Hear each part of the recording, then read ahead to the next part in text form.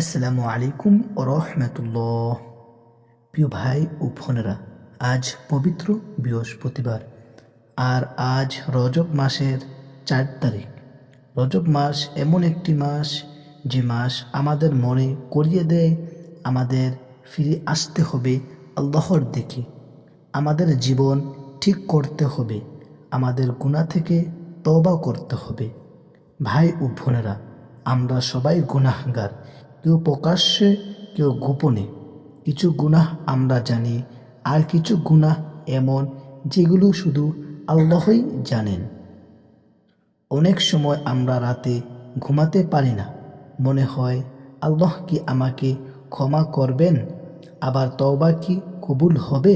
প্রিয় ভাই ও বোনেরা, আজকের এই পবিত্র দিনে আল্লাহ আমাদের নিরাশ করেননি। আজ রজব মাসের 4 তারিখ, আজ বৃহস্পতিবার। এই দিনে যদি আপনি খাঁটি মনে চোখ ভেজা অবস্থায় একটি দোয়া 33 বার পড়েন, আল্লাহুম্মা বারিক লানা ফি রজব ওয়া শাবান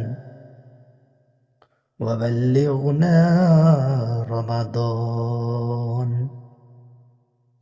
ইনশাআল্লাহ আল্লাহর রহমতের দরজা খুলে যাবে, ক্ষমার আশায় আলো ঝরে উঠবে।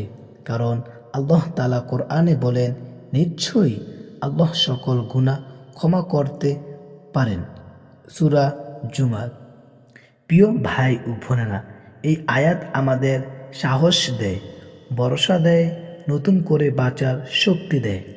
আজ এই দোয়াটি পড়ুন এমনভাবে যেন আপনি আল্লাহর সামনে দাঁড়িয়ে আছেন, যেন আপনি বলছেন, আল্লাহুম্মা বারিক লানা ফি রজব ওয়া শাবান ওয়া বাল্লিগনা রমাদান। আপনি আল্লাহ তাআলার কাছে দোয়া করছেন। এই দোয়াটি কে শিক্ষা দিয়েছেন জানেন? আমাদের প্রিয় নবী হযরত মুহাম্মদ মুস্তাফা সাল্লাল্লাহু আলাইহি ওয়াসাল্লাম।